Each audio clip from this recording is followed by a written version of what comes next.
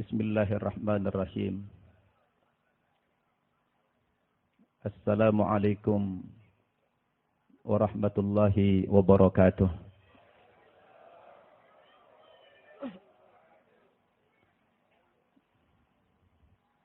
Gara-gara Ustadz Ahid sedih, saya pun ikut sedih nih.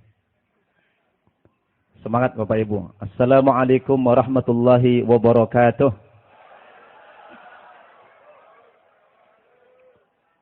Alhamdulillah. Alhamdulillahi wahdah. Sadaqa wa'dah wa nasara 'abdah. Wa a'azza jundahu wa hazamal ahzaba wahdah. Wa ashhadu an la ilaha illallah wahdahu la syarika lah. Wa ashhadu anna Muhammadan 'abduhu wa rasuluh alladzi la nabiyya ba'dah. Allahumma salli wa sallim ala nabiyyina Muhammad wa ala alihi wa sahbihi wa mawalah. Amma ba'd. Qala Allahu 'azza wa jalla fi muhkami tanzilih wa huwa asdaqul qailin. A'udzu billahi minasy syaithanir rajim. Wa'tasimu bihablillahi jami'an wa la tafarraqu. Wadhkuru ni'matallahi 'alaikum idh kuntum a'da'an fa'alafa baina qulubikum fa asbahtum bi ni'matihi ikhwana wa kuntum 'ala shafa hufratin minan nari fa'anqadhakum minha kadzalika yubayyinullahu lakum ayatihi la'allakum tahtadun.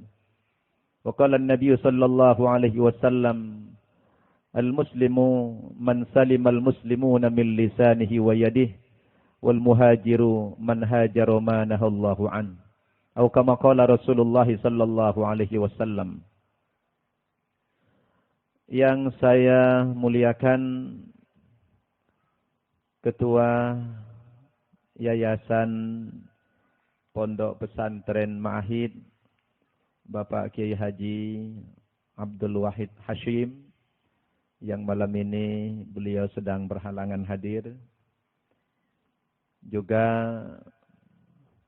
para kiai, para sesepuh pesantren Ma'ahid, Bapak Kiai Haji Selamat Rafiq, juga Bapak Kiai Haji Sedekah, yang juga kita muliakan pengasuh Pondok Pesantren Ma'ahid, Bapak Kiai Kamal Fauzi, beserta seluruh para Dewan Guru dan sivitas santri Ma'ahid yang saya muliakan. Yang saya hormati Bapak Camat. Ada Bapak Camat?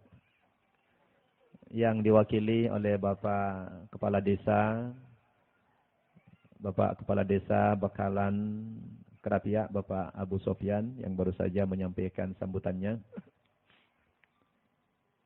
Yang juga kita muliakan pimpinan Cabang Nahdlatul Ulama Kabupaten Kudus, pimpinan daerah Muhammadiyah Kabupaten Kudus beserta organisasi otonomnya, dan juga para alumni yang tidak bisa saya sebutkan, yang begitu banyak. Kata Ustadz Ahid tadi sudah ribuan alumni Ma'ahid yang tersebar di seluruh Indonesia, bahkan ada yang sudah ke luar negeri. Dan yang saya muliakan bapak-bapak, ibu-ibu, para undangan, dan juga tidak lupa penghormatan saya terhadap guru saya yang sengaja datang dari Semarang, Ustaz Dr. Ahmad Fatoni MA. Beliau adalah dosen Win Syarif Hidayatullah Jakarta yang duduk di sebelah kanan Pak Kiai Kamal. Alhamdulillah, malam ini dengan izin Allah Subhanahu wa taala kita dapat hadir dan berkumpul di acara puncak milad Pondok Pesantren Ma'ahid yang ke-75 dengan tabligh akbar yang mengambil tema saatnya umat Islam kembali kepada Al-Quran Dalam suasana kita sedang merayakan hari kemenangan kita. Hari ini kita sudah 8 hari berada pada hari kemenangan di bulan Syawal ini. Mudah-mudahan kita semua termasuk orang yang al-aidin. Minal aidin wal faizin kullu am wa antum bi khair. Amin ya rabbal alamin. Salawat dan salam mari sama-sama kita sampaikan kepada Nabi kita, pemimpin kita, qudwah kita dan idola kita Nabi Muhammad sallallahu alaihi wasallam yang telah meninggalkan kepada kita pedoman yang sangat luhur. Dia hanya mewariskan kepada kita 2 hal saja. InsyaAllah kalau kita istiqamah dan komitmen kepada 2 perkara ini, beliau menjamin kita tidak akan pernah tersesat untuk selama-lamanya. Laqad taraktu fikum amrayni ma in tamassaktum bihima lan tadillu abada, kitaballahi wa sunnata rasulih, kata beliau. Mudah-mudahan kita semua kelak diakui oleh beliau sebagai umatnya yang akan memperoleh syafaat dari beliau di hari yauma la yanfa'u malun wala banun illa man atallaha biqalbin salim. Amin ya rabbal alamin. Bapak-bapak, ibu-ibu, para kiai, para asatidzah yang saya muliakan. Malam ini saya sungguh mendapatkan sebuah kehormatan yang luar biasa. Tidak menyangka saya akan bisa tampil dan memberikan ceramah di hadapan para kiai. Terus terang Ustadz Kamal, kalau saya ceramah di kampus-kampus tidak pernah gemetar saya. Tapi kalau ceramah di hadapan kiai, apalagi pondok pesantren, itu gemetar saya. Takut salah gitu. Bukan cuma salah, kualat. Masa orang bodoh menceramahi ulama ini memang udah kiamat ini. Inilah ciri kiamat itu. Ya, salah satu ciri kiamat itu adalah orang bodoh menceramahi ulama. Nah, mudah-mudahan Allah memaafkan kesalahan saya. Amin. Tapi ini Bapak Ibu bukan menggurui Bapak Ibu, tapi ini sekedar mungkin sharing sajalah. Karena Nabi mengatakan ad-dinun nasihah. Agama itu adalah nasihat. Siapapun di antara kita, insyaallah selagi kita mengaku sebagai orang yang beriman, nasihat, saling menasihati itu akan bermanfaat kepada kita semuanya. Amin. Ya Rabbal Alamin. Selanjutnya Bapak Ibu, karena kita masih dalam suasana beridul fitri,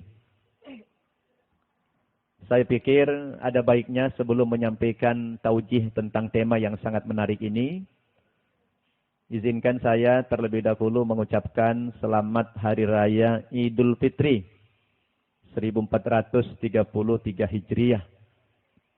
Taqabbalallahu minna wa minkum siyamana wa siyamakum. Mudah-mudahan Allah menerima ibadah puasa kita kemarin beserta ibadah-ibadah yang lainnya, dan semoga Allah memberikan panjang umur kepada kita sehingga kita bisa berjumpa dengan Ramadan yang akan datang. Amin ya rabbal alamin. Nah, malam ini Bapak Ibu, agenda kita mungkin 2 ini. Yang pertama adalah puncak milad Ma'ahid yang ke-75. Luar biasa, 75 tahun sudah ini ya. Berarti ini lahir 8 tahun sebelum hari kemerdekaan. Luar biasa. Sampai hari ini masih eksis. Alumninya sudah puluhan ribu. Kemudian yang kedua, kita masih dalam suasana Idul Fitri, masyarakat kita menyebutnya ini adalah halal bihalal. Saya coba cari di kamus-kamus Bapak Ibu, halal bihalal itu apa arti yang pasnya. Tidak ketemu saya. Begitu juga ketika di Libya dulu tanya sama syekh-syekh dari Timur Tengah. Apa itu arti dari halal bihalal? Jawabannya, ma sami'tu abada, katanya. Jadi ini belum pernah saya dengar, ya. Dari dulu tidak pernah dengar saya. Kadang-kadang saya berpikir hebat juga ya orang Indonesia ini. Bisa melahirkan satu istilah yang berbahasa Arab, tapi orang Arab sendiri tidak mengerti. Ini luar biasa ini. Ini karya kekhususan masyarakat Muslim Indonesia itu. Yang tidak dimiliki oleh masyarakat Muslim lainnya, termasuk orang Arab. Makanya kalau kemarin Malaysia mau mengklaim halal bihalal itu adalah budaya mereka, saya pikir salah itu. Makanya buru-buru kita daftarkan di Kementerian HAM ini ya. Kita minta semacam apa namanya? Sertifikat atau apalah namanya. Supaya tidak diambil sama Malaysia. Ini Malaysia suka merampas sih. Batik mau diambil alih lagi sama dia. Ya. Jadi lama-lama nanti budaya-budaya kita itu diambil alih sama mereka. Saya tidak habis pikir itu. Ada istilah berbahasa Arab, tapi orang Arab tidak mengerti. Berarti kalau begitu memang orang Indonesia ini nekat ini. Ya, nekat. Membuat istilah sampai orang Arab bingung. Memang kalau bicara nekat Pak luar biasa. Ya. Luar biasa orang Indonesia ini. Ada satu kisah. Ya, satu kisah. Ada jamaah Indonesia berangkat haji. Mungkin orang ini dulu pernah mondok di Gontor tapi tidak selesai. Mengertilah sedikit-sedikit bahasa Arab. Jadi ketika dia di Pasar Seng, dulu ada namanya Pasar Seng. Di Pasar Seng itu mau beli gamis. Dia memberanikan diri dengan menggunakan bahasa Arab. Ya akhi, hadal malabis bikam. Ini baju yang dipajang ini berapa harganya? Kata pedagang itu 40 rial, 40 rial. Dia coba nawar. Kaif? 20 rial, 20 rial bagaimana? Kata orang Arab itu mayajuz khosaro, belum dapat, saya rugi gitu. Tapi si bapak ini udah naksir betul sama pakaian ini, udah naksir dia, pengen beli. Cuma uangnya belum cukup, dia mau nawar berapa harga matinya. Tapi tidak tahu bahasa Arabnya apa. Nawarnya berapa itu harga matinya. Akhirnya suku katanya tahu dia, diterjemahkan sama dia dari bahasa Indonesia ke dalam bahasa Arab. Kalau berapa itu kam, harga itu saman, mati, maut. Dia tanya, ya akhi, kam samanun maut. Ini berapa harga matinya? Akhirnya si pedagang itu bingung. Seumur-umur tidak pernah mendapatkan pertanyaan kayak begitu. Kam samanun maut, berapa harga matinya? Sang pedagang jawab, ya akhi, huna al-maut layuba. Di sini yang mati nggak dijual. Jadi ini pertanyaannya apa, jawabannya apa gitu ya. Nah ini adalah satu kisah yang menarik terkait dengan istilah-istilah. Ya. Jadi orang Indonesia itu memang paling pintar, paling nekat, bukan cuma pintar, nekat. Membuat istilah-istilah yang saya katakan tadi sampai orang Arab saja tidak paham. Bapak Ibu yang saya muliakan, pertama sekali saya menyampaikan ucapan dan penghargaan yang setinggi-tingginya kepada pengurus yayasan dan pengasuh pesantren Ma'ahid yang telah memberikan kehormatan kepada saya malam ini. Jujur, ini adalah sebuah kehormatan bagi saya. Dan ini merupakan silaturahmi yang pertama, saya pikir mayoritas Bapak Ibu kita ini belum saling kenal mengenal. Makanya saya ingin mengawali taujih ini dengan ta'aruf dulu Bapak Ibu ya. Karena Pak Kades tadi belum hafal nama saya. Ya, jadi nama saya Bapak Ibu lengkapnya ini. Syamsul Arifin Nababan. Nama ini memang bukan nama lahir saya. Kalau nama lahir dulu yang diberikan ayah kebetulan tanpa kompromi dengan saya dulu. Ya saya tidak diajak bicara dulu. Diberi nama Bernard Nababan. Kemudian tahun 91 Nama itu saya rubah seiring dengan pergantian iman saya. Karena dulu saya ditakdirkan Allah lahir dari lingkungan keluarga yang tidak muslim, penganut agama Kristen. Maka setelah saya masuk Islam itu, kiai yang mengislamkan saya waktu itu di Jember ya, di Jawa Timur, minta kepada saya supaya ganti nama. Kalau Anda ingin merasakan manisnya beriman, dia bilang Anda harus ganti nama. Ya saya ganti nama. Sebab kata Nabi apa? Ada 3 syarat katanya. Kalau kita ingin merasakan manisnya beriman, itu minimal 3 itu. Salasun man kunna wajada halawatal iman. Jadi ada 3 perkara kata Nabi, siapapun yang memiliki 3 perkara ini dan mengamalkannya, dia pasti merasakan manisnya beriman. Malam ini satu saja saya sampaikan, yang 2 mungkin 5 tahun lagi. Kalau panjang umur, ya. Apa itu? Nah, yang ketiga itu kata Nabi, wa ayyakraha ayyauda fil kufri kama yakrahu ayyadhifa finnar.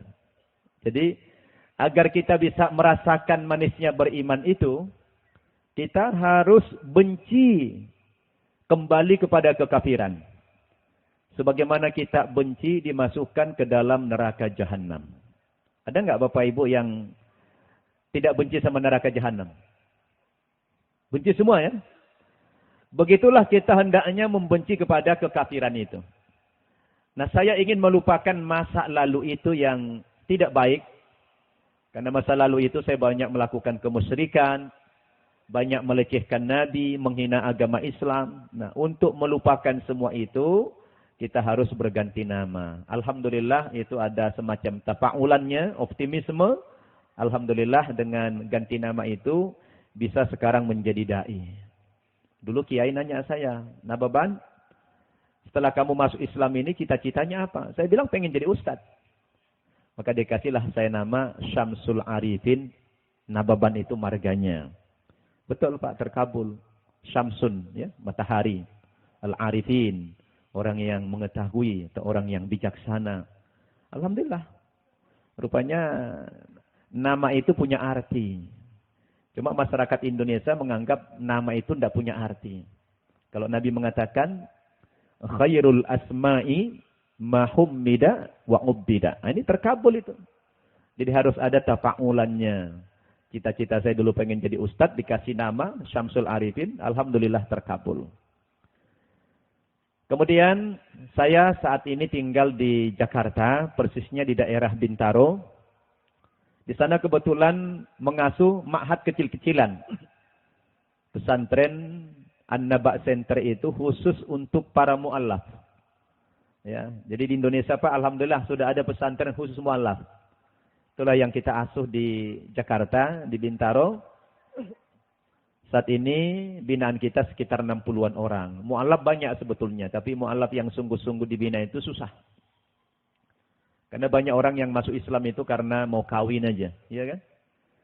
Nah, kalau saya dulu bukan karena mau kawin, tapi karena belajar, alhamdulillah. Mungkin kalau mau kawin dulu enggak bisa kayak begini nih ya. Alhamdulillah. Status jelas Bapak Ibu, sudah beristri. Alhamdulillah, istri 4 orang. Anaknya. Bikin ibu-ibu tegang nih. Apa Bu? Apanya 4 orang? Anaknya. Udah mulai tarik nafas ibu-ibu ya. Saya suka bikin ibu penasaran begitu.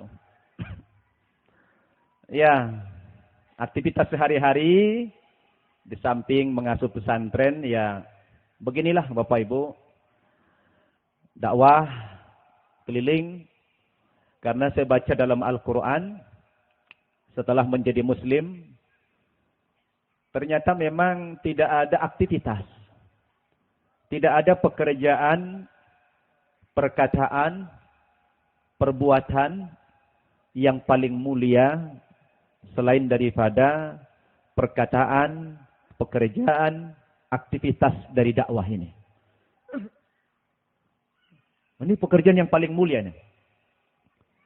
Sampai Allah katakan, "Wa man ahsanu qawlan mimman da'a ila Allahi wa 'amila shalihan wa qala innani minal muslimin." Siapakah yang lebih baik perkataannya selain daripada perkataan yang mengajak manusia ke jalan Allah, kepada Islam. Jadi kita memberitakan Islam. Bahkan dalam ayat yang lain yang dibacakan oleh qori kita tadi, kita ini kalau mengambil tugas dakwah, derajat kita diangkat oleh Allah menjadi umat yang terbaik. A'udzu billahi minasy syaithanir rajim.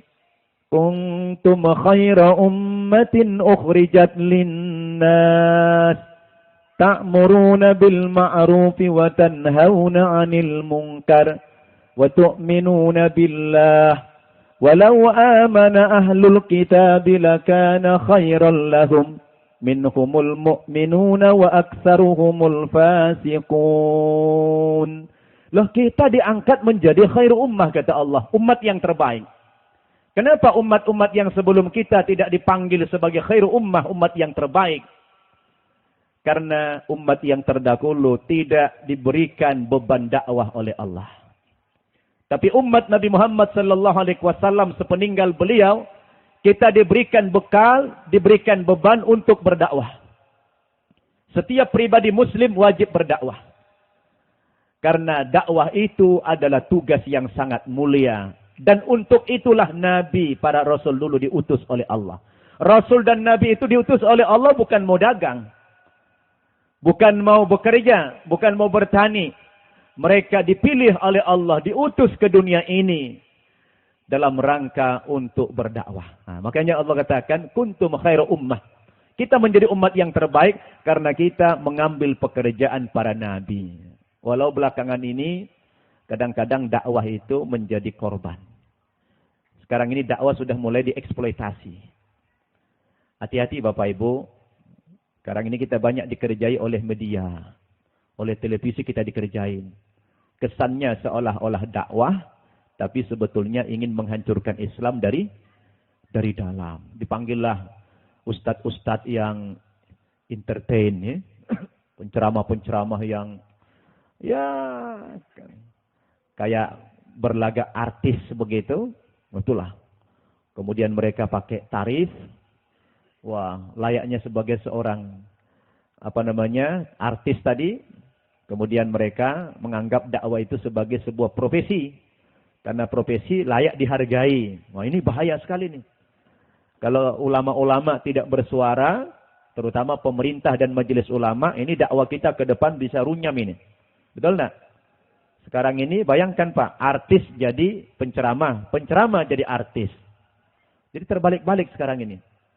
Padahal sebetulnya dakwah itu adalah pekerjaan yang sangat mulia. Umat terdahulu tidak diberikan tugas berdakwah. Karena setiap kali Nabi yang satu meninggal, sudah muncul Nabi yang berikutnya. Tapi Rasulullah SAW sebagai Nabi yang terakhir, walaupun agama Islam sudah sempurna, beliau tinggalkan. Tetapi tugas kenabian itu belum berakhir. Belum berhenti sampai kiamat. Siapa yang melanjutkan perjuangan itu adalah umat kita inilah. Terutama ulama. Yang kata Nabi, al-ulama'u warasatul anbiya. Ulama itu merupakan pewaris para nabi. Ini adalah tugas yang sangat suci, yang sangat mulia. Makanya saya Bapak Ibu sekarang ini alhamdulillah keliling kemana-mana dakwah. Kita ingin menyampaikan kebenaran Islam. Yang hari ini Islam itu sebetulnya secara kuantitas saya katakan hari ini jumlah kaum muslimin itu bertambah. Secara kuantitas. Walau secara kualitas, kita ini belum bisa dibanggakan. Orang nanya sama saya, Ustadz, kalau dihitung kira-kira mana lebih banyak jumlah orang yang masuk Islam dengan orang yang keluar, yang murtad? Saya jawab dengan jujur, jauh lebih banyak jumlah orang yang masuk Islam daripada orang yang murtad. Dan secara kualitas juga berbeda. Kalau orang dari agama lain masuk agama Islam, itu biasanya urusannya dari perut ke atas. Karena intelektualitasnya, mungkin karena dia membaca, karena dia belajar, karena dia melakukan analisa, mungkin karena dia lewat pergaulan dan sebagainya. Tapi kalau ada orang yang murtad, keluar dari Islam, masuk ke dalam agama lain, itu biasanya urusannya dari perut ke bawah. Karena lapar, miskin, atau mungkin karena mau kawin. Iya kan? Jadi secara kualitas, beda. Dan hari ini juga kuantitas. Di Jakarta Bapak Ibu, kalau Bapak Ibu numpang sholat Jumat, di masjid-masjid besar, seperti di Sunda Kelapa, di Masjid Atin, di Al-Azhar, di Pondok Indah, itu setiap hari Jumat minimal satu orang ada saja yang disyahadatkan. Dan kita tidak pernah mendengar ada orang Islam tiap hari murtad. Tidak ada itu. Ada, kita tidak menafikan. Ada orang yang murtad, tapi jumlahnya tidak banyak. Tapi orang yang masuk Islam itu luar biasa. Apalagi di negara-negara barat, Bapak Ibu. Saya Alhamdulillah kebetulan belakangan ini sering ceramah ke daerah Amerika. Di sana kita lihat di Amerika itu Bapak Ibu, hampir setiap hari orang masuk Islam. Bahkan di Amerika itu sekarang per bulan yang masuk Islam itu tidak kurang dari 2.000 orang. Subhanallah. Tidak kurang dari 2.000 orang. Dan pembangunan masjid itu luar biasa. Ya, pembangunan masjid sekarang ini di Amerika, kalau setengah tahun saja kita tidak ke sana, itu ada yang berubah. Masjid. Ada saja bertambah. Banyak masjid di mana-mana. Bahkan saya pernah diundang ceramah ke daerah tempat perjudian, Pak. Namanya Las Vegas. Las Vegas itu terkenal sebagai Sin City. Kota dosa, kota maksiat. Kota judi. Kalau kita mendarat saja di airport mereka itu sudah ribuan kasino itu. Tapi kita tidak membayangkan begitu kita masuk kota. Rupanya di sana banyak masjid. Subhanallah. Banyak masjid. Bahkan konon ceritanya banyak juga orang yang kalah judi malah masuk Islam. Ya. Mungkin dia mau nginap di hotel, nggak punya uang lagi. Kebetulan ada masjid yang buka 24 jam, numpang di emperan gitu. Dengar azan subuh, masuk Islam dia. Alhamdulillah. Ini bukan cerita dongeng. Orang-orang sana cerita sama saya. Ada orang masuk Islam yang kalah judi. Luar biasa.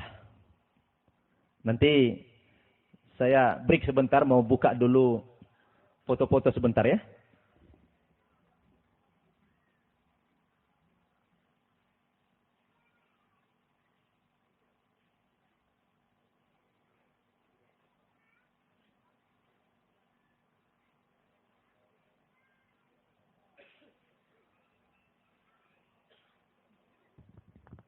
Sebentar Bapak Ibu, saya ingin tunjukkan foto-foto perkembangan Islam di Barat. Ya ini foto pesantren kita Pak ya. Ini adalah pesantren Mu'allaf An-Naba Center. Ini santri-santri kita ini. Di aula kita ini. Nah, ini mungkin perlu Bapak kenal ini. Ini mantan pendeta ini. Mantan pendeta yang masuk Islam namanya Yahya Waloni. Yang sebelah kiri itu adalah alumni Ma'ahid Ustadz Irwan Shah LC. Beliau yang mengasuh pesantren kita 3 tahun. Yang sebelah kanan itu adalah namanya pendeta Yahya Waloni yang jadi Ustadz. Beliau mantan pendeta GKI di Manado dan juga mantan rektor Sekolah Tinggi Teologi di Papua. Bayangin masuk Islam. Tidak ada mantan kiai masuk Kristen.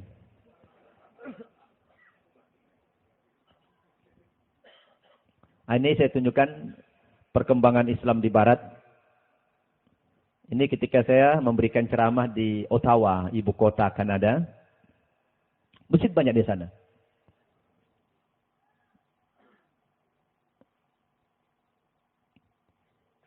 Di Toronto juga banyak masjid ya. Toronto ini adalah kota terbesar pertama di Kanada. Ini masjid di pusat kota. Bahkan di pusat kota di Kanada itu tidak ada gereja, yang ada malah masjid.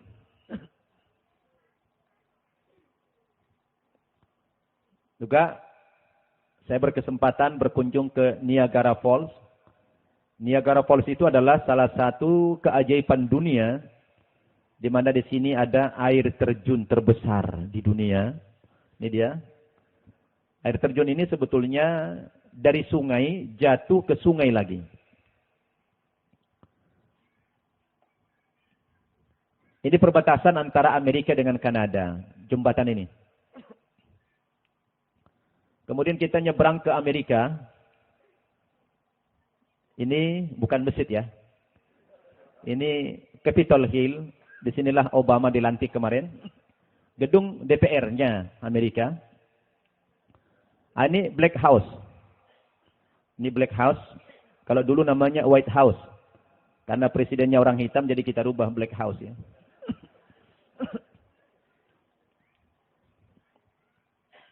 Ini Masjid Islamic Center kita di Washington DC. Besar ini Pak. Mewah. Dan gereja di Amerika itu sudah bubar. Gereja sudah bubar. Saya kalau hari Minggu tidak ada ceramah. Saya nanti Ramadan depan ini sudah di booking lagi saya Pak. Keliling ceramah di Amerika. Insya Allah nanti khutbah Id di Houston. Sana juga kita sedang membangun masjid untuk masyarakat Indonesia.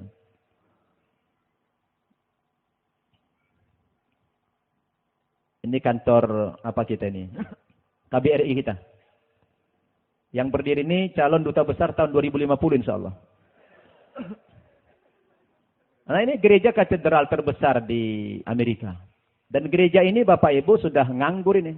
Ini sekarang jadi museum. Kalau hari Minggu kita ke sini tidak ada orang beribadah di sini. Ini jadi museum saja. Ini gereja ini museum. Dan rata-rata begitu, gereja di sana sudah banyak iklannya. Ini for sale, for rent katanya. Ini mau dijual, mau disewakan. Kalau Bapak Ma'ahid mau ngambil, boleh itu. Patungan kita ya.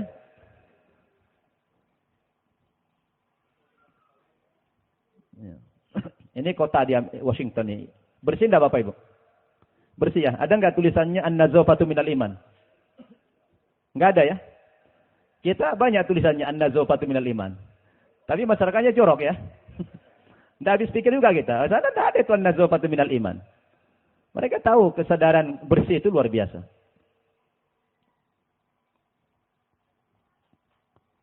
Di New York kita lihat. Ini ketika ceramah di rumah duta besar untuk PBB. Ibu-ibunya. Nah ini masjid kita di New York. Masjid Al-Hikmah ini adalah masjid yang dibangun oleh masyarakat Muslim Indonesia. Besar ini. Ini gedung PBB. Nah ini Ustadz Samsi Ali, mungkin Bapak Ibu pernah dengar namanya. Ustadz Samsi Ali ini adalah ulama kondang di Amerika, asal Indonesia dari Makassar. Ini dipercaya oleh Barack Obama menjadi duta Islam mewakili Amerika. Jadi kalau ada undangan dari Timur Tengah dari mana-mana berkaitan dengan keislaman, yang diutus oleh Obama mewakili pemerintah Amerika adalah beliau nih, Samsi Ali. Orang Makassar. Tapi sudah citizen, warga negara di Amerika. Nah, ini bekas reruntuhan WTC Bapak Ibu. Inilah bekas reruntuhan WTC itu. Lihat bekasnya. Nah di sampingnya ini sekitar 50 meter. Itu ada Islamic Center 5 lantai. Yang diributkan oleh masyarakat Amerika. Itu hanya 50 meter dari WTC ini. Sekarang namanya Ground Zero ya. Jadi di seberangnya New York itu ada kota New Jersey namanya. Di situ juga ada bekas gerejanya orang Yahudi namanya sinagog. Dijual, dibeli sama orang Islam jadi masjid. Nah ini dia. Alhamdulillah Pak, belum ada di Indonesia masjid yang dijual jadi gereja. Tapi di Amerika itu luar biasa. Di Australia 150 gereja yang sudah jadi masjid di Australia. Ini adalah bekas sinagog.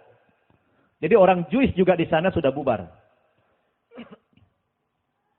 Nah ini adalah masjidnya orang black. Di Brooklyn. Kalau Bapak Ibu pernah dengar namanya Farrahan. Tokoh Islam orang hitam. Ini dia masjidnya. Nah, ini Las Vegas. Kita berangkat ke Las Vegas sedikit.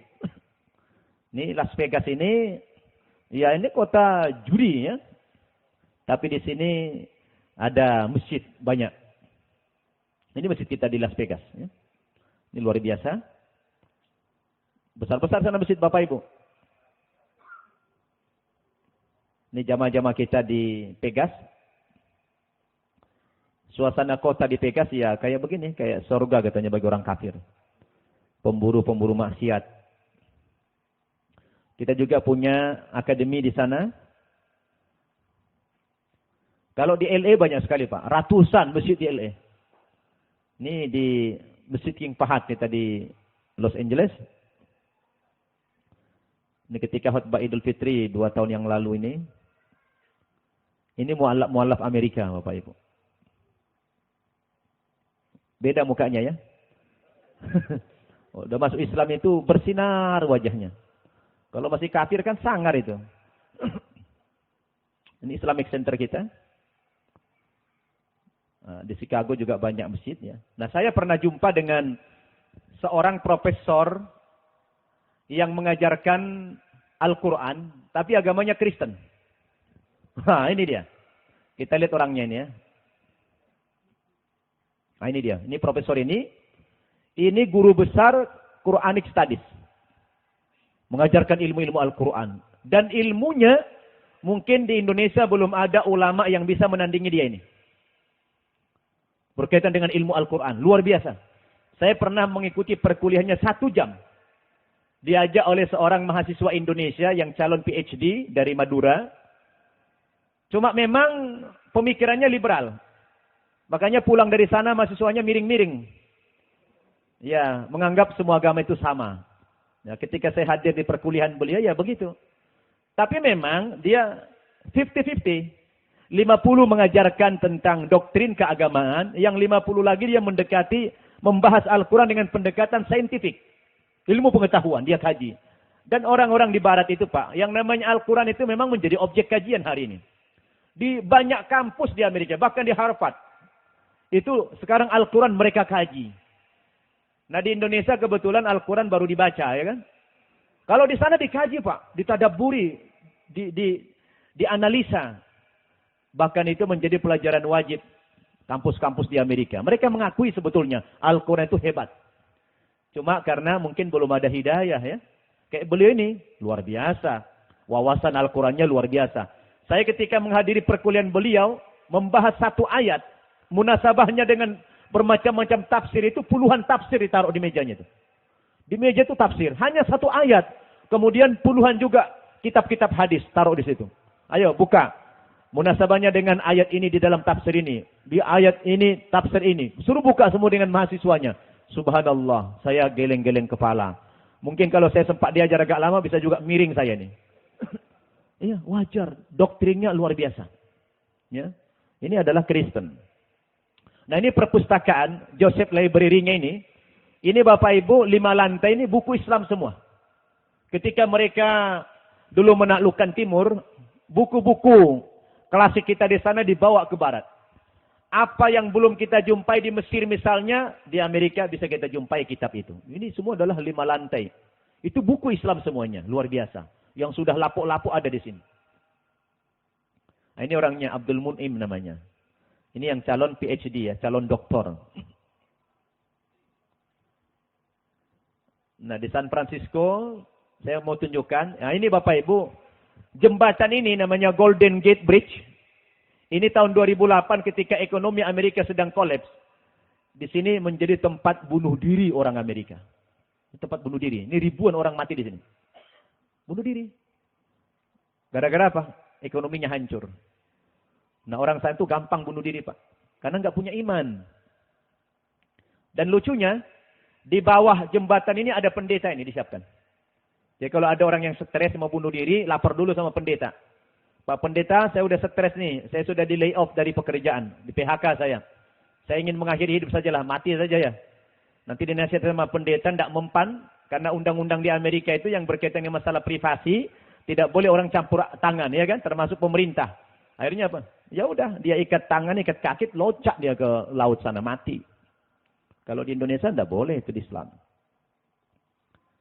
Nah, ada satu yang ingin saya sampaikan kepada Bapak Ibu ketika saya ceramah ke daerah Seattle namanya, Washington State. Saya berkesempatan masuk ke pabrik Boeing. Ini mungkin motivasi kepada yang muda-muda. Saya di sini sempat menangis saya, Pak. Ketika masuk ke dalam pabrik Boeing itu, ternyata kalau dulu saya membayangkan yang merakit membuat pesawat terbang itu profesor-profesor yang mungkin kepalanya sudah pada botak itu. Alangkah terkejutnya ketika saya masuk ke dalam pabrik itu, yang merakit membuat pesawat itu anak-anak muda umurnya masih di bawah 25 tahun Bapak Ibu. Luar biasa. Lalu saya tarik dengan keadaan anak muda di Indonesia. La ilaha illallah.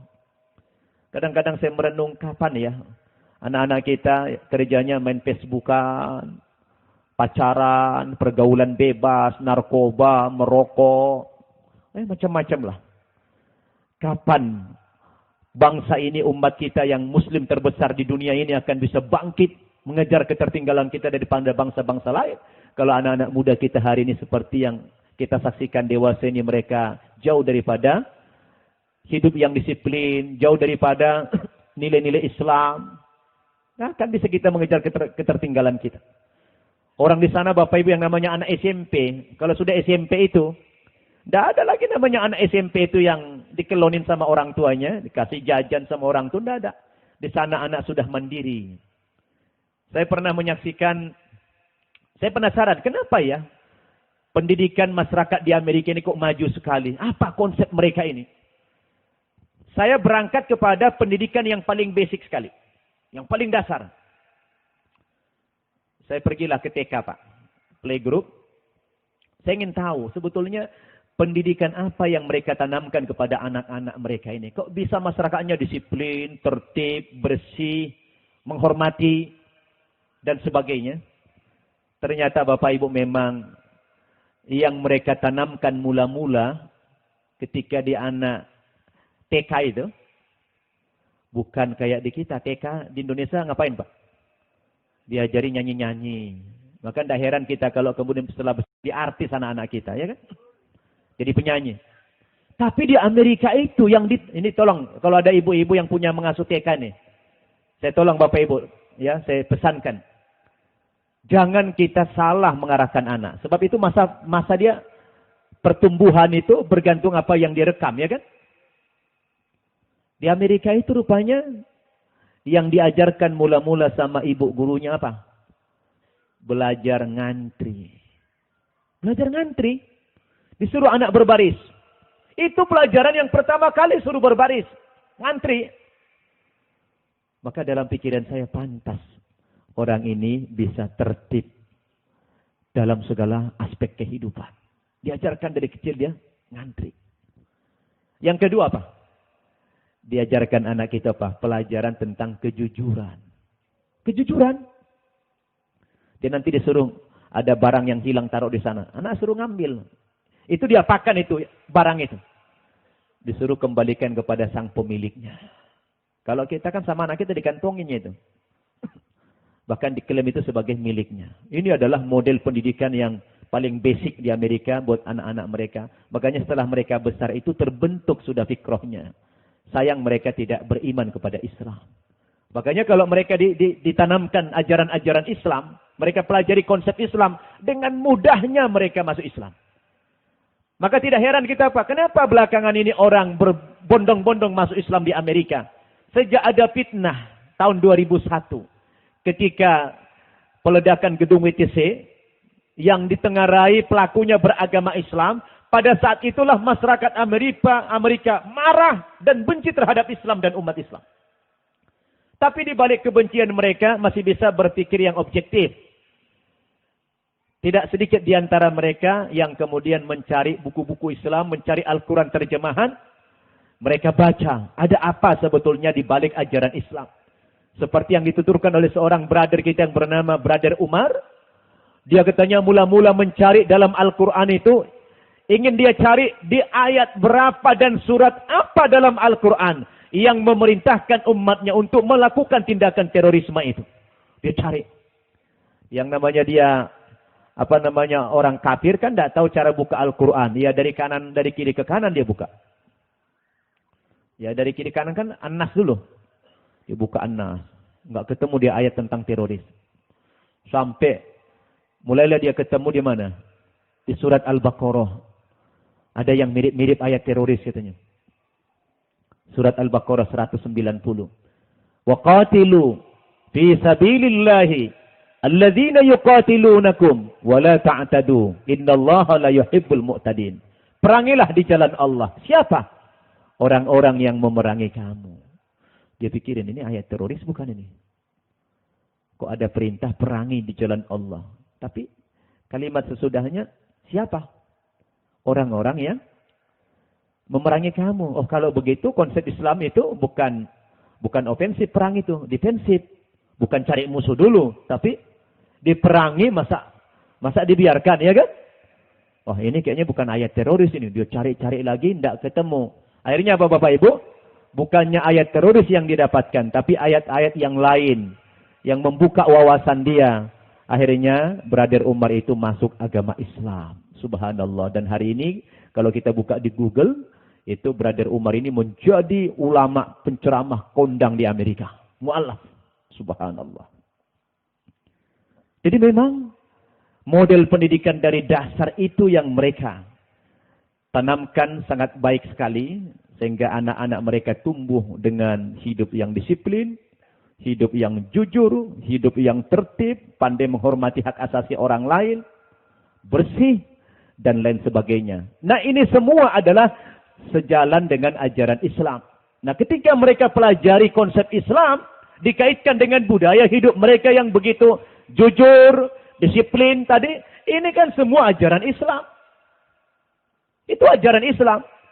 Maka dengan mudahnya mereka beriman kepada Islam setelah mereka baca konsep Islam itu. Apa coba? Orang di barat bicara tentang HAM. Wah, HAM-nya versi Islam jauh lebih hebat. Orang barat bicara tentang toleransi. Wah, Al-Quran bicara toleransi jauh lebih hebat. La yanhakumullahu 'anil ladzina lam yuqatilukum fid dini wa lam yukhrijukum min diyarikum an tabarruhum wa tuqsitu ilaihim innallaha yuhibbul muqsitin. Allah tidak pernah melarang kamu berbuat baik dan berlaku adil kepada orang-orang non-muslim, apapun agama mereka itu. Sepanjang mereka tidak memerangi kamu karena keimananmu dan tidak mengusir kamu dari kampung halamanmu, kamu boleh berbuat baik, bahkan wajib berbuat baik dan berlaku adil kepada mereka. Ini konsep toleransi dalam Islam luar biasa. Berbicara tentang keadilan. La yajrimannakum syana'anu qaumin ala alla ta'dilu. I'dilu huwa aqrabu littaqwa. Wattaqullah innallaha khabirum bima ta'malun. Jelas konsep Islam itu luar biasa. Berbicara tentang kedisiplinan. Berapa ratus ayat dalam Al-Quran Allah yang bicara tentang waktu. Bahwa waktu itu berharga, waktu itu mahal. Luar biasa. Wajar kalau orang-orang kafir yang mereka masih mau membuka cakrawala, masih membuka diri untuk belajar agama lain, akhirnya mereka ketika baca Al-Quran pada masuk agama Islam. Ini Bapak Ibu Saudara, kalau kita bandingkan model pendidikan di barat dengan di kita. Ini adalah foto-foto di pabrik Boeing. Kemudian di Portland, kita juga nah ini mualaf nih. Ini mualaf dari sana. Jenggotnya udah panjang-panjang Pak. Kalah jenggot saya. Ini baru ini. Dan orang sana memang setelah masuk Islam itu militan Pak. Militan. Luar biasa. Bukan kayak di Indonesia ini yang banyak masuk Islam karena kawin ya. Tapi di sana memang lewat pencarian. Indah. Nah ini Bapak Ibu, dalam sebuah forum, dalam satu forum, kita dialog lintas agama. Jadi di Amerika itu memang pendeta-pendeta itu sudah bingung dia, kehilangan jemaah. Pendeta itu pada kehilangan jemaah Bapak Ibu. Tidak ada lagi jemaahnya di gereja. Dan sekarang pendeta itu kalau khotbah hari Minggu di mana Pak? Di lampu merah, lampu merah. Bawa speaker, kayak pengamen begitu. Kadang-kadang kayak jamaah tabligh, door to door dia dikedorin pintu orang semua. Dibangunin orang tidur. Dia bawa Alkitab. Itu Alkitab gitu dibawa. Dia berkhotbah. Tidak peduli itu agamanya apa. Dia baca di situ. Saking tidak ada lagi jamaahnya. Akhirnya Pak, itu kalau khotbah Jumat kita Pak, itu anehnya di Amerika. Kalau khotbah Jumat, yang mendengarkan khotbah itu bukan cuma orang Islam, orang Kristen hadir di situ. Dan di sana rata-rata sholat Jumat itu 2 ronde Pak. Kalau di sini jarang itu ya. Sana 2 putaran. Kenapa? Masjid tidak mampu lagi menampung 1 putaran. Jadi 2 kali khotbah. Dengan khotib yang berbeda, jamaah yang berbeda. Ada orang nanya, bagaimana hukumnya? Boleh enggak? Ya, kenapa enggak boleh? Yang larang siapa? Enggak ada itu. Ya. Yang penting waktu zuhur masih panjang. Boleh. Enggak ada masalah. Enggak harus jam 12. Bubar namanya juga. Bahkan di sana, ada juga kita yang Jumatan di gereja. Boleh enggak sholat Jumat di gereja? Boleh. Yang dilarang Nabi sholat Jumat, ya sholat di mana? Cuma 2 tempat saja yang tidak boleh sholat. Di mana? Di kuburan sama di WC. Cuma itu aja. Ju'ilat liyal ardu masjidan. Kata Nabi, Allah menjadikan bagi saya itu, bumi ini sebagai masjid. Jadi semua menjadi tempat sujud ini. Di mana saja boleh. Di gereja boleh. Kalau emergency, tidak ada lagi masjid. Nah itu banyak di Amerika. Karena nggak ada lagi masjid. Kan kalau di sini boleh kita numpang sholat di jalan-jalan ya. Kalau di sana ada aturan Bapak Ibu tidak boleh.